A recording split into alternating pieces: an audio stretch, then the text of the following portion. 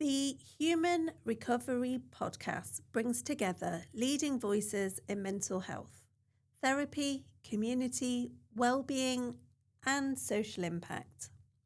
Hosted by me, Shoana and CEO of Nottingham Counselling Service. The podcast explores the challenges facing individuals, families, and communities today, while highlighting practical solutions, evidence-based approaches, and inspiring stories of resilience and recovery. I've had the privilege of walking alongside people through some of their most difficult moments, and the Human Recovery Podcast is shaped by what that work has taught me. The recovery is possible, that connection changes everything, and that conversations we need most are too often the ones we shy away from. Today, I'm really pleased that we're going to be talking to Chris Henderson, who's an accredited psychotherapist, and he's doing some really crucial and important work. We're going to be talking about men's mental health, and in particular, we're going to focus on elements of groups. And right now, it's really pivotal point that we talk about this area. It's a topic of conversation coming up. So I'm really excited about this today. And so I want to start with welcoming Chris. Welcome, Chris. How are you doing? Thank you. All good. All good, yeah. Good. Looking forward to this conversation. Very timely, given that it's Men's Mental Health Week next week. Yeah, absolutely. So it's a fantastic time ahead of Men's Mental Health Week, and you're bringing a whole scope of your experience, expertise, and your passion in the area. So let's see how we get on today. Chris, I want you to tell me a little bit about who you are, a little bit about your background, your professional background, and then we'll lead on to a little bit around who you are today. Sure. So I spent the first 15 years of my career in sort of senior roles in big organisations, principally Boots and Barclays. Did all sorts of things, operations, strategy, property. Ended up with HR because I found increasingly my interest was about people and the kind of horrible expression, but the human capital inside organisations, but how people get stuff done. Yeah. And what I discovered was that even in HR, there wasn't a lot of space for thinking about people. There was an awful lot of process. Yeah. So I jumped out 20 odd years ago and started my own consultancy business where I work with leadership teams of big companies. What I like to say is helping them play nicely together, helping them remember the enemy is on the outside. Yeah, yeah. Because they tend to spend a lot of time fighting. So that's been my day job for the last 20 years, which I love. And then I suppose around about the time of COVID, I had a bit of time to think in the same way that a lot of other people did. And reaching a stage in my life where I got a few grey hairs, I started to think that the people I'm helping are pretty privileged in the grand scheme of things. They have big problems, real problems, managing big organisations, but they're very lucky to have the problems they have in many ways. And I wanted to help some people who didn't necessarily have quite the same level of privilege. Started to cast around. And cutting a long story short, landed on the idea of being a psychotherapist, which was a natural extension of my work in coaching and facilitation. Yeah. So spent 4 years doing an MSc, currently doing another couple of years in turning that into doing some group training on top of that. Okay. So now I'm both a consultant and semi-retired and a part-time volunteer psychotherapist at NCS. So you've come from a long history in the corporate sector. Sure. In leadership roles. What was that like when you think about the people orientation? So are people valued when you speak about human resources? Sometimes people now joke about it and say it's the human remains department. I haven't heard that one. So, I mean, what's really interesting is obviously productivity is always a massive area in organisations such as Barclays and Boots. And how does that work, and how did you feel that people are placed in those types of scenarios and organisations? I mean, it's a huge and complicated question, but I think they work very hard at trying to value their people. Yeah. I think they're inherently pretty unhealthy places. Okay. There's a lot of pressure on folk. Yes. From the top right to the bottom. Yeah. And I think this is partly kind of reflected in my own story, but it certainly wouldn't be only my own story. I think you have to have a version of yourself in those kind of workplaces, so that I became increasingly uncomfortable with that those workplaces could accommodate who I wanted to be and the things I wanted to do.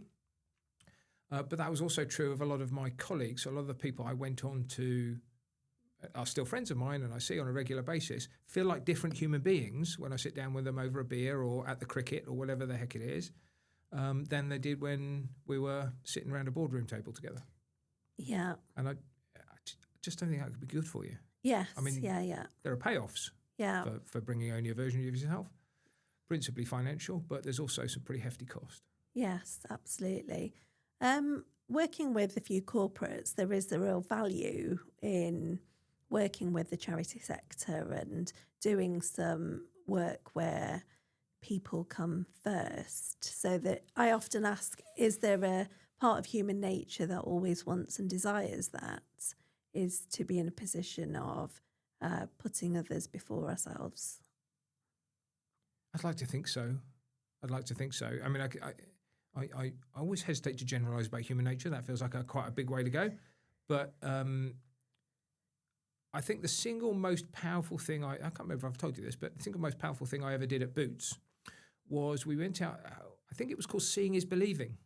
Yeah. And they would take a group of employees out and we would go and visit Boots, of course, with a long philanthropic history. And we would go and visit a number of for a day, a number of different projects in the city that Boots played some part in funding or supporting. And it was an incredible day. And I felt good about myself. I felt good about my company, about the company. I felt good about the fact that I worked for a company that did things like that. And it kind of opened my eyes to some of the things that were going on in the city. So, yeah, and there were other people on that group that did the same tour, and I know felt much the same way. So I think it is very powerful. But maybe it's a part of ourselves that you have to somehow legitimize in the workplace because, when you're focusing on whatever the heck it is you're focusing on, thinking about the wider community or inequality or whatever else it might be kind of isn't far up the agenda. No. But what I do see now from corporates is they are putting well-being on the agenda more and more. So hopefully that will continue. I wanted to talk now a little bit about what in particular led you to go into the field of therapy and understand mental health, mental well-being, mental illness, and what that might bring. Well, I guess I've touched on the kind of headline reason, which was about essentially wanting to use the skills I had for a different population of people. Yeah. What I discovered was at the time I had that thinking, I kind of rang around a few counselling organisations and said, look, I've been a coach for 25 years and could I help your people? And they pretty much all said to me, not a chance, mate. I'm sure you've got some transferable skills, but go and get yourself some training, then come talk to us again. That's what they said, which is an entirely reasonable point of view. Yes. So I did. So I've always had an interest in people and change. And I think that having been through the psychotherapy degree, some of the things I always knew about people and change carry across, no matter which population you're working with and for whatever reason. And I think what psychotherapy did was it deepened my understanding of change at the individual human level. So, loosely speaking, my approach to coaching and indeed facilitation was, you could think of it as cognitive behavioural, i.e., what's the problem here? How are we thinking about the problem? If we think about the problem differently, can we find a different answer? We try some different things. Maybe that gives us some different results, and then maybe things build in a different direction. Where that starts to fall down with individual human beings, and I felt this in my coaching work, is when people are so stuck in their own patterns, trying to help them think about things differently can sometimes be blocked. If the reason they're behaving the way they are isn't even available to them consciously, they're trying to think about something differently and do something differently can feel even not only unhelpful but actually quite punitive at times. Yeah, absolutely. Certainly, I had some coaching clients who were very stuck. Yeah, yeah. Okay, so if we think now about men, big subject. I mean, I'm very proud that NCS almost has a 50-50 ratio of women and men walking through our doors. It's great to see that men are coming forward. However, if we look a little bit deeper and we look at the national statistics around men and how quickly they come forward, there's a lot more reluctance. They're also often coming into services at crisis point, which is very similar to other social groups and social groups from marginalised backgrounds. So when we look at stats around men, we aren't finding that they're talking as easily as we want them to. So you've come up with a fantastic idea about running this men's group at NCS, which I'm really excited about, genuinely really excited about, and I hope it has the best of success because I know how much it's needed. But tell me a little bit about why you want to have that as a focus area, and what is it about men that you believe that a group would formulate great conversations? Well, I think there's a couple of things to separate in that. So let's talk about men first. Yes. And then we might talk about maybe a little bit more about why groups might help. I think, well, I'll tell you a little bit of my personal journey with it because I think that kind of speaks to it really. So I have my own, my fair share of hang-ups and weirdnesses and dysfunctions. And I've always thought of those as just, my own strangenesses. As part of the course, you have to do some therapy, you kind of learn about those, you work through those. But I've always thought of them as an individual, as a bunch of individual things about me. And then in the final year of my course, I did a piece of work about being a male psychotherapist and actually about the role of love in psychotherapy and being a male psychotherapist. Because I think love is a profound and the most important part of therapy, actually. And what I found in that thinking was there was a lot about, I learned and read a lot about male socialization, about male cultural norms, about the way we're brought up, the sort of messages we absorb. And I found myself talking to other men, other male psychotherapists, and really surprised by the number of things that we had in common, because we were men. So I started to understand the things that happened for me as not only about Chris, but about as functions of me being a man. Yes, yeah. And some of those things are fairly well known and fairly well thought about. Let's talk about them. Yeah. So the stiff upper lip, I was brought up in the 1970s by a middle-class family where emotions were allowed. But certainly, but only to a degree. And even in that kind of environment, I would regard it as a broadly pretty healthy environment. At school, the rules about being a boy were a bit different. Yeah. And it was about rough and tumble. It was about being tough. It was about being proficient, particularly in sport, or maybe if you weren't proficient in sport, then about being proficient in class, et cetera, et cetera. So there are a bunch of expectations about being men, which I'd never really thought about. Yeah. But I think affected all of us in different ways. And I think what we learn as men is about being together in ways which there may be affection, there is affection. Yeah. But it's not often expressed or expressed only in very limited ways. Yeah. And expressed in certain permitted ways. Yeah. I want to ask you about that though. Yeah. So when you talk about permitted ways of showing affection, what resonates with you and what do you think might resonate with others? What resonates with me, I'm quite touchy.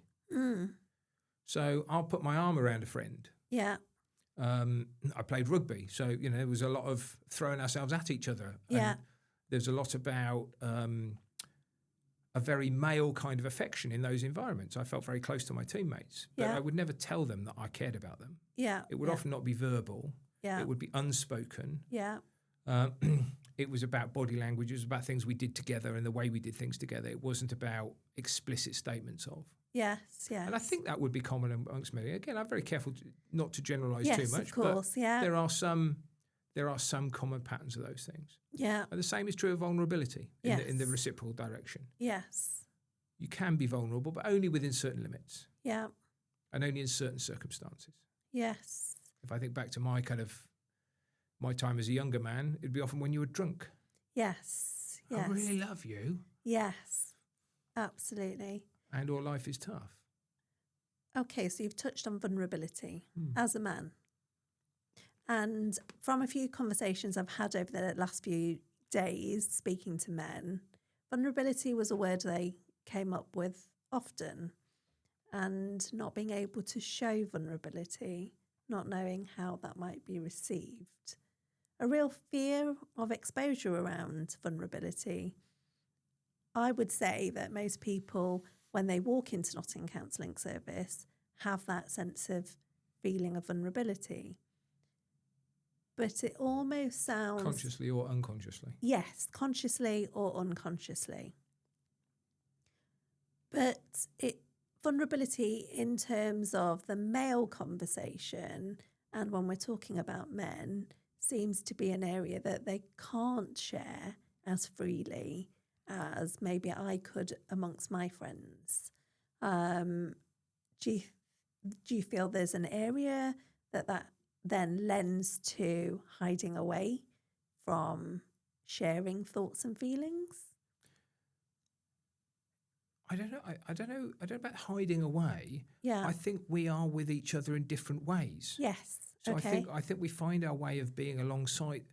Somebody talked to me about that men do friendships side by side, Yes. and women do friendships face to face, which I quite like as an image. Yes. So it would be typically about doing things together. Yes.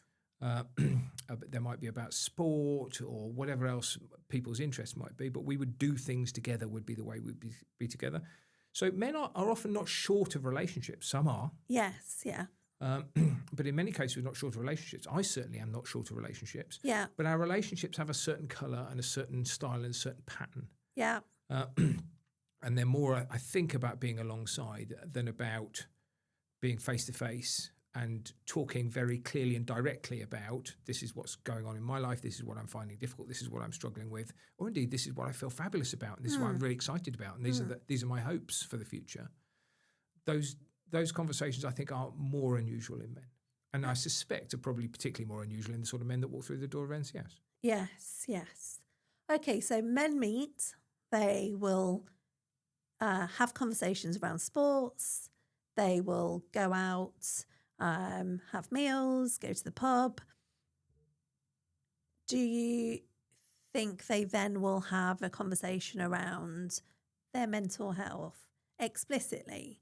Will they explore feelings of being low, down, feeling anxious, feeling sometimes at a total point of despair?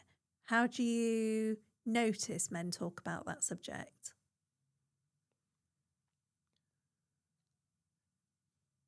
Again, and you have to tread this line between generalising and acknowledging that there is something common about men. Yeah, yeah.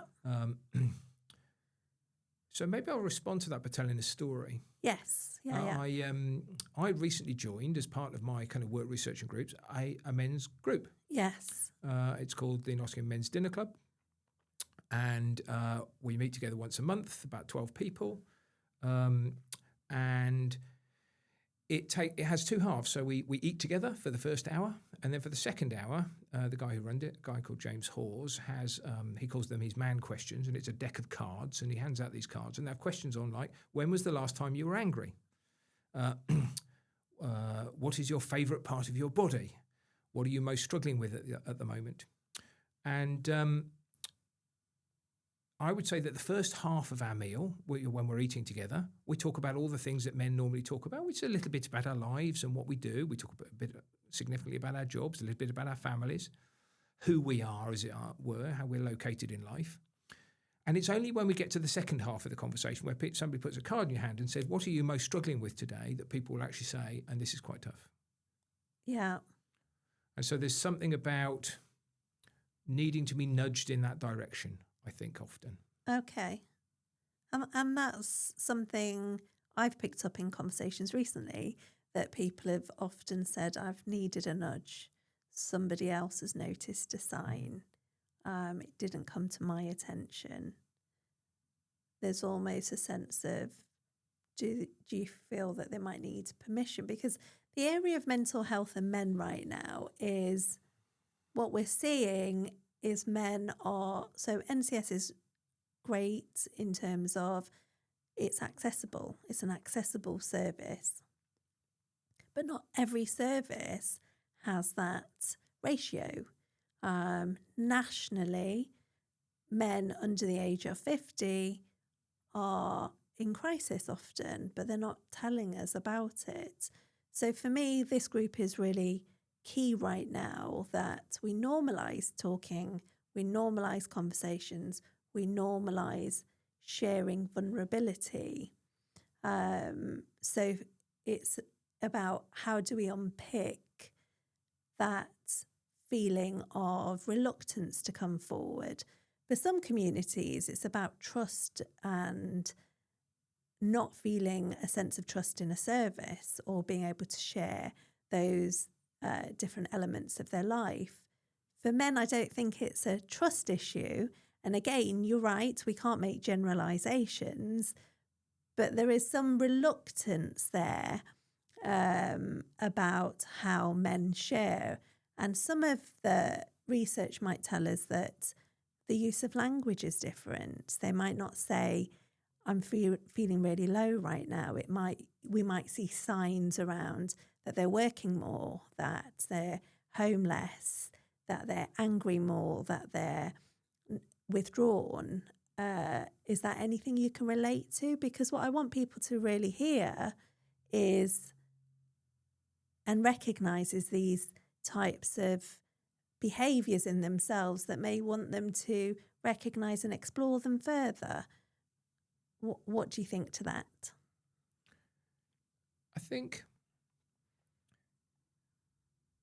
yes, there are signs.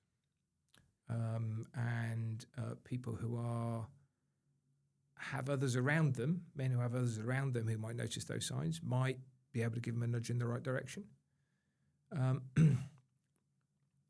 But I think the question, which I don't necessarily have a perfect answer to, in fact, I'm sure I don't have a perfect answer to, is how do we convince somebody,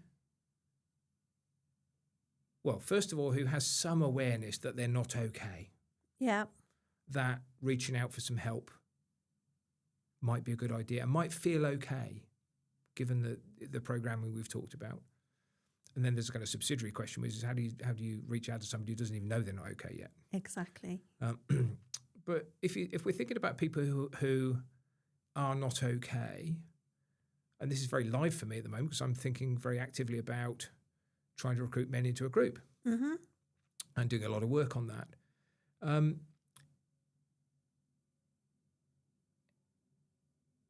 Maybe two things come to mind. One is, let's talk about it from the inside of their problem. Let's talk about it from the inside. What does it feel like? Do you ever feel like this? How many people ever ask you, how are you doing? And if you are asked how are you doing, how do you respond? Yeah, all right. Yes. That's a very cultural thing for Britain, isn't it? I think it's a British cultural thing, yes. But I think it's also a male thing. Yes, absolutely, yeah. So there's something about being able to name and describe the experiences they might be having in a way that makes me, oh yeah, that's interesting. Maybe, just maybe, this person might, or this organisation might get something of my experience, and that might kind of invite them in. Yeah. But there's also something else, which is I think NCS are particularly good at this, and particularly I name check the admin team, Louise and Shaz and others.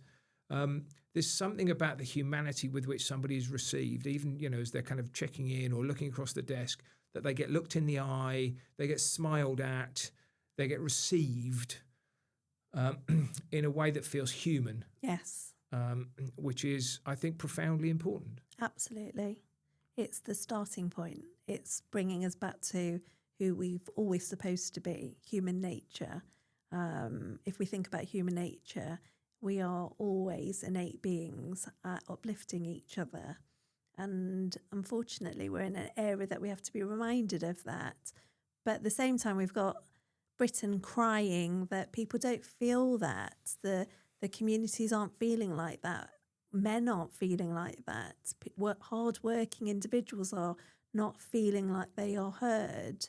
And for me, this group gives them a sense of they can be heard. There is a voice there. We care. That's the whole purpose of you building this design, that it becomes a different format to how you might see therapy. So tell me a little bit about the group process. Sure.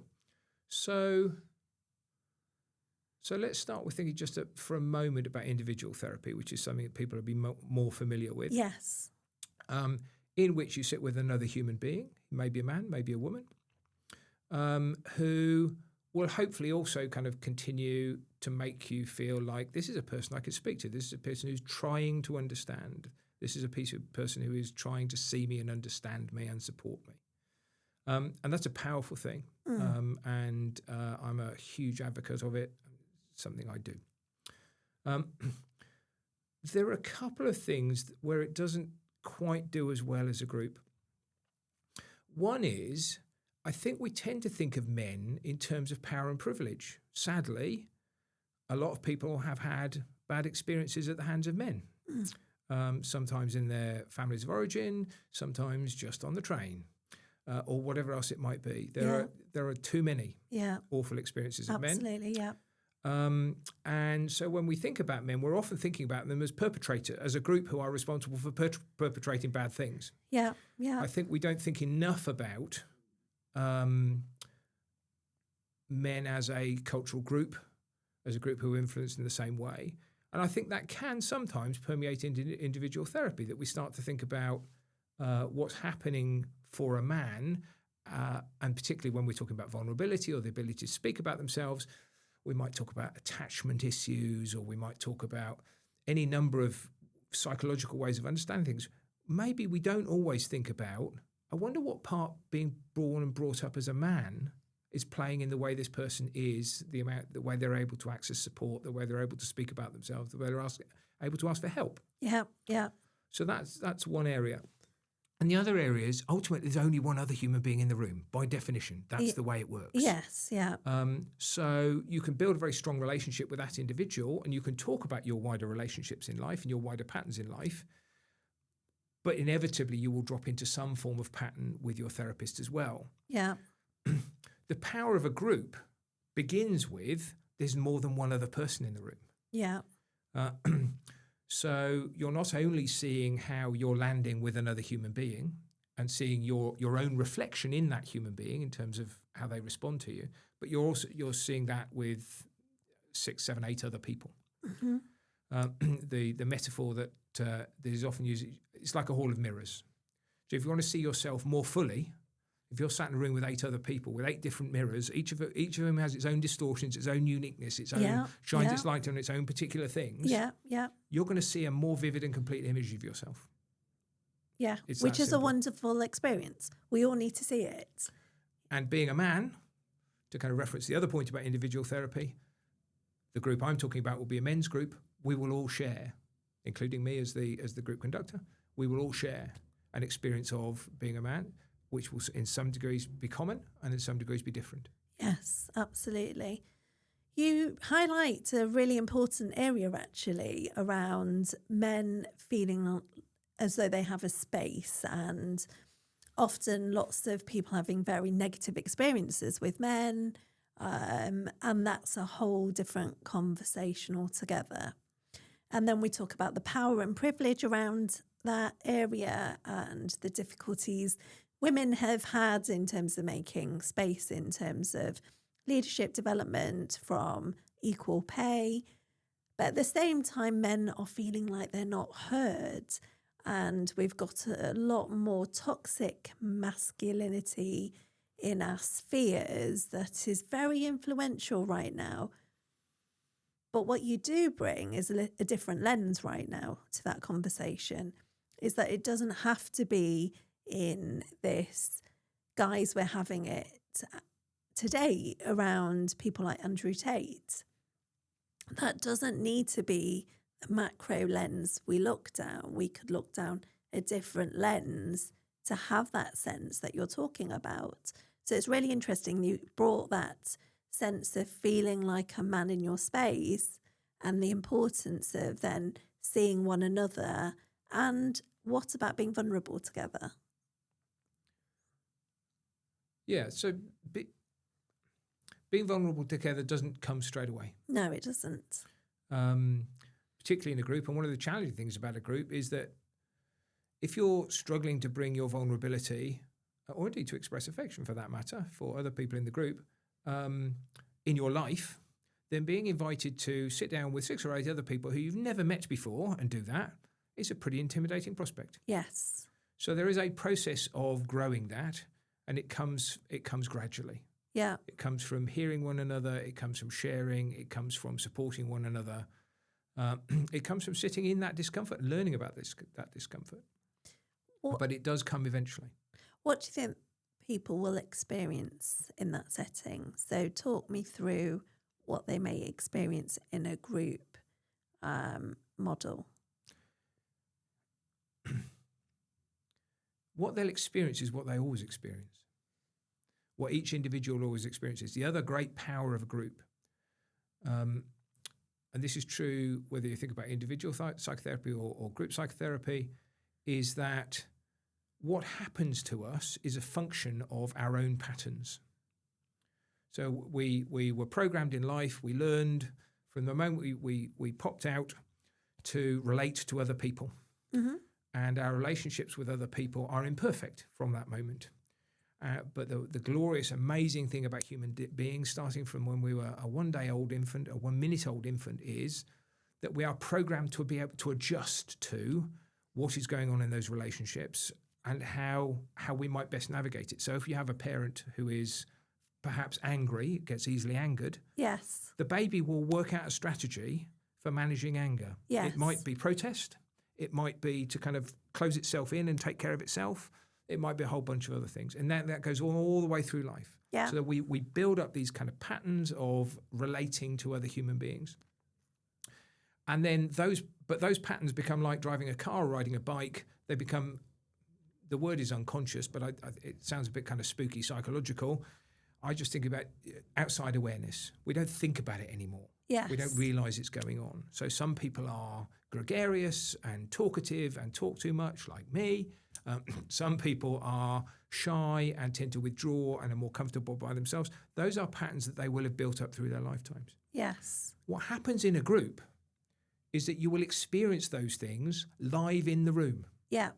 So if you're a person who speaks readily, you will speak readily in a group. Yes. If you're a person who's more shy and reserved, or struggles to express vulnerability, or needs a lot of affection, or whatever else it might be, you will experience that in the group. Yes. It'll happen, and it'll happen in the company of another 6 or 7 people who are able to see it with you, able to kind of play it back to you if perhaps it's not completely visible to you, able to support you as you wrestle with what that might mean for you in the room and in your life, and how you might want to do things slightly differently now that you're aware of those patterns.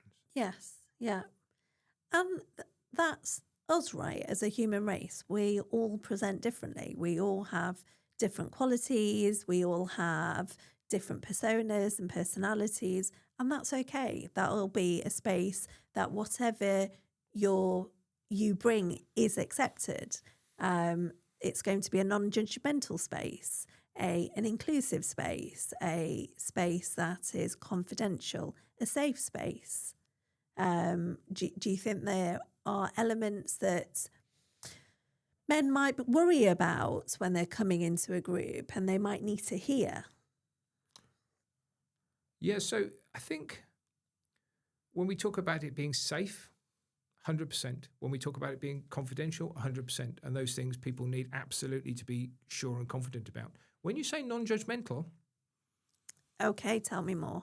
I'm not so sure, Okay. because there will be 7 other human beings, Yes. or some of whom at least will be wrestling with their some propensity to be judgmental. You will be judged by other people in groups in the same way as you get judged by other people in life. Yes. Those things will happen in the group, Okay.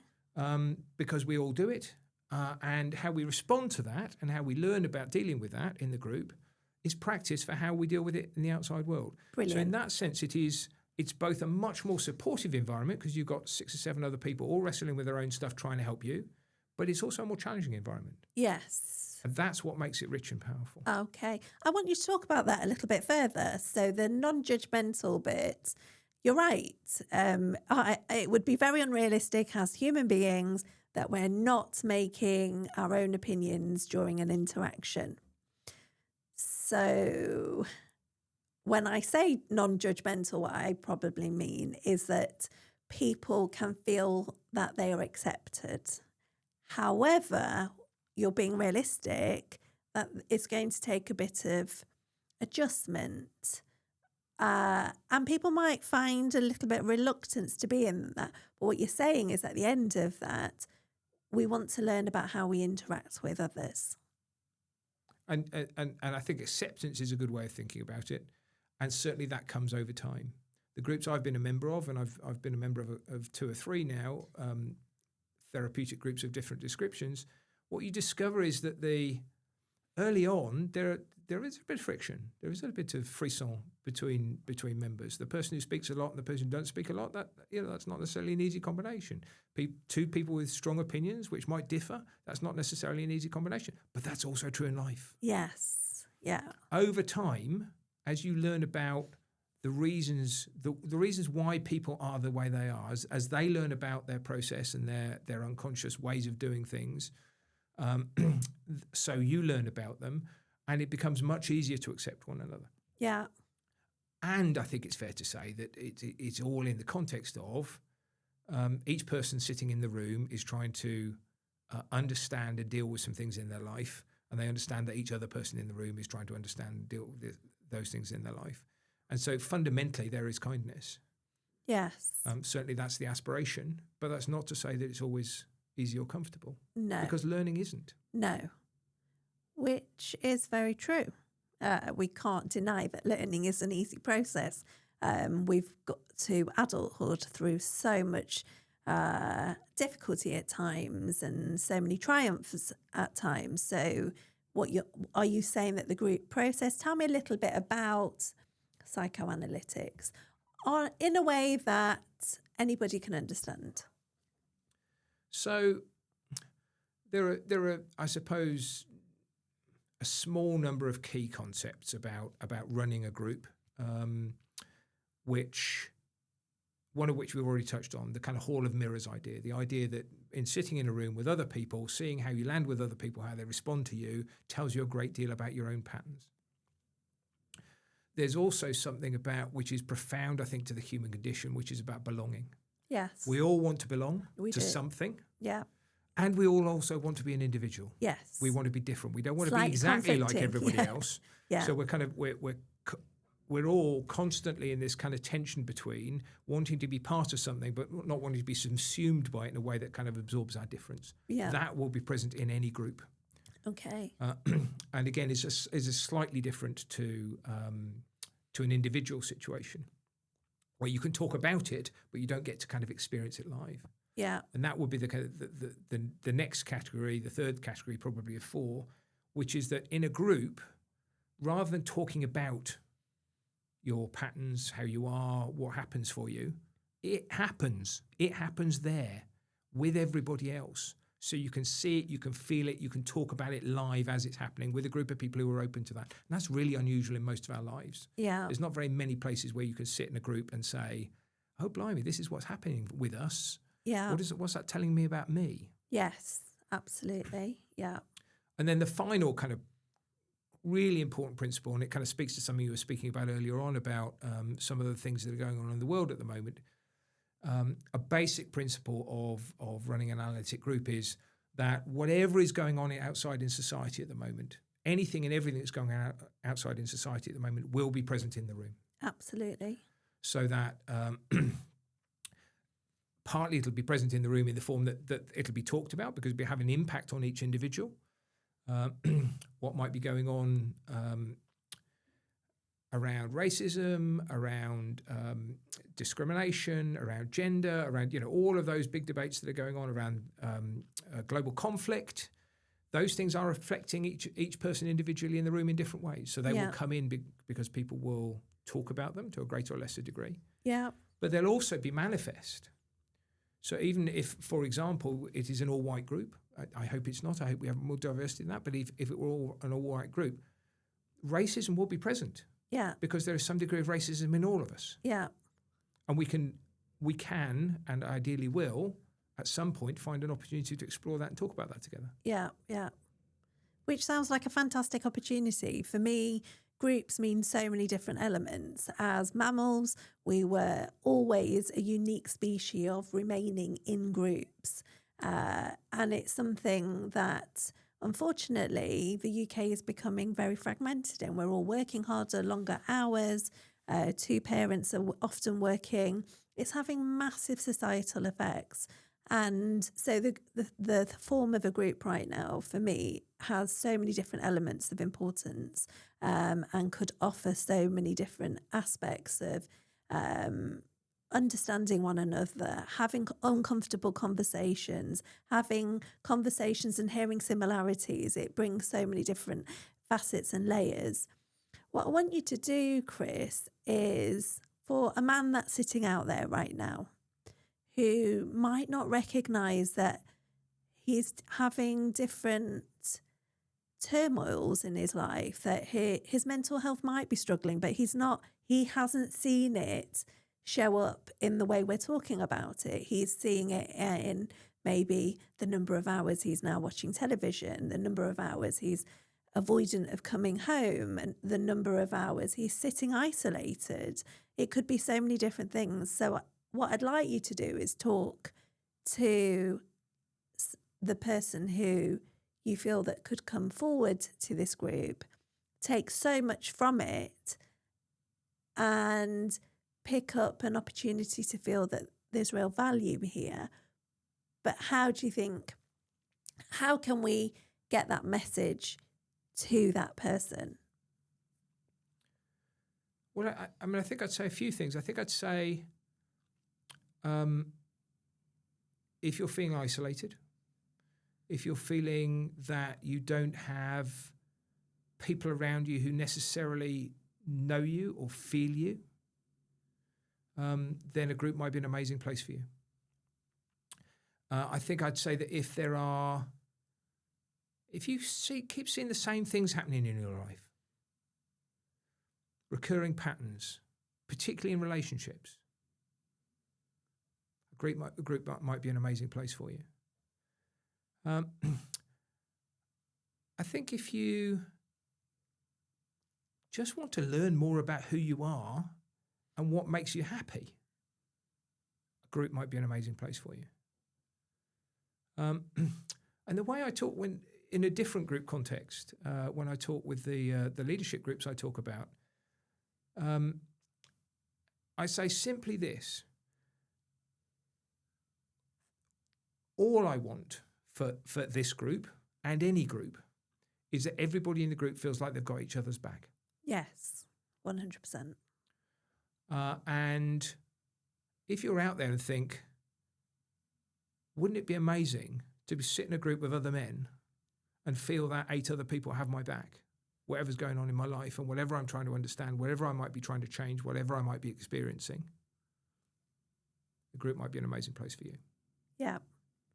I want to thank you for such a rich and honest conversation. I'm sure we could have talked longer. I think we could have dissected further. And hopefully we can keep having these really, really important conversations. They're so crucial right now. thank you for your time today. If you can tell us about how to access this group and how to refer in, that would be wonderful. Sure. So thank you. You go to the NCS Nottingham Counselling Service website. On the front page, there is a banner which you can click on, which will take you through to the page about the men's group. You can self-refer. You can pass that link to other people if you think might be somebody else who might be able to help. And it would start with a simple exploratory conversation, maybe on the telephone, maybe by Zoom or Teams or something, whatever works. But an initial conversation, you can pick up the phone, drop me an email and say, just tell me a bit more about this. Yes. And I'll fill you in. And from there, we can kind of talk about what the process is towards kind of preparing for and joining a group, how it all works. Fantastic. And the main message there is if you refer in, if you look at it, it shows no commitment. There is an opportunity to have a conversation, to discuss it further. And Chris, you're happy to do that. I think you'd be stark raving mad to join a group without knowing a bit more about it. So yes, absolutely. The first step is just to kind of pick up the phone, make contact and have a chat, and we can begin the journey of understanding what it is and whether it might be for you. Thank you. And thank you for starting our first amazing podcast, and there will be many more to come. Thanks.